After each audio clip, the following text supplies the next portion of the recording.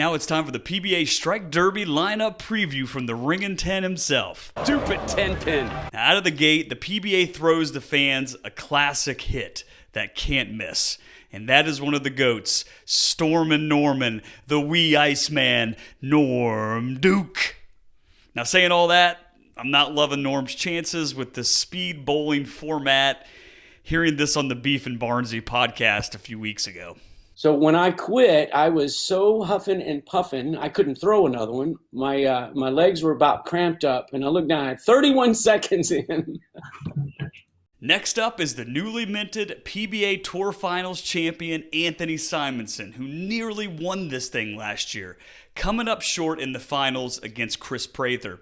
Simo has got to be a favorite to win this year simply based on how many shots he can take each round. The other bonus for Simo is that he'll be moving so fast he won't have time to worry about all those bad racks. I think it's about time to look for another career.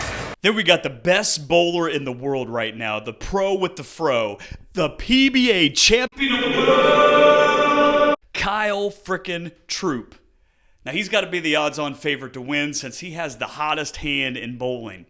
And if we've learned anything about Kyle this last year, it's don't count him out of any event that he is bowling. I don't care if it's a PBA Major Final, Dougie Vision, or Thursday Night League in North Carolina. Don't mess with the fro. Quick flare, baby, the belt's coming home! Then comes the former player of the year and apparently excellent on the broadcast mic, Michigan's own Andrew Anderson, who carried Chris Prather to a PBA title this year at the Holman Roth doubles event. It's out time, baby! Wow. Andrew is as fiery as he is adorable. But I'm not sure he's going to be able to get off as many shots as those two-handers. Next up is a couple tour veterans, the big nasty Wes Malott and Sean Rash. Now, Sean didn't bulk once during his deep run in last year's Strike Derby, so I expect with a few breaks going his way, Sean will make a run at this thing. I don't care how it happened, but it just did! Now, we all know that the big nasty loves Bayside Bowl. But even at his new, lighter fighting weight, I'm not sure Wes is going to be able to move fast enough to win. Then we have our two lefties in the field, the Iceman, Randy Peterson's spirit animal, Jesper Svensson.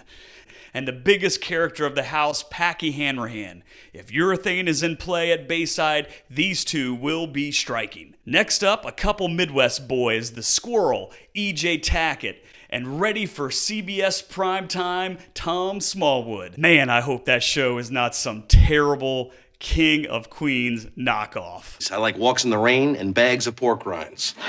And you gotta love EJ's chances this year against this field. But don't anybody go whining around EJ. The minute anybody complains about carry or the rack, EJ's got one of these chambered for you. Bowl better. Like, I'm sorry, but bowl better. Straight out of Vegas comes Darren Tang's neighbor and Big Bowling's own Marshall Kent. Marshall doesn't have the best track record on TV, so we'll see if he can shake off all those TV demons here at the Derby. And finally, the reigning Strike Derby champion, Shark Kent himself, Chris Prather. Now, Beef Stew recently pointed out that Chris had some breaks go his way last year for the win. Chris may not be so lucky this year, so he better strike a lot if he's going to have a shot at retaining this crown. And if he does start striking, listen for his best Homer Simpson impression. Doe! There's your PBA Strike Derby preview. Tune into FS1 at 2 p.m. Eastern. Let's go bowling!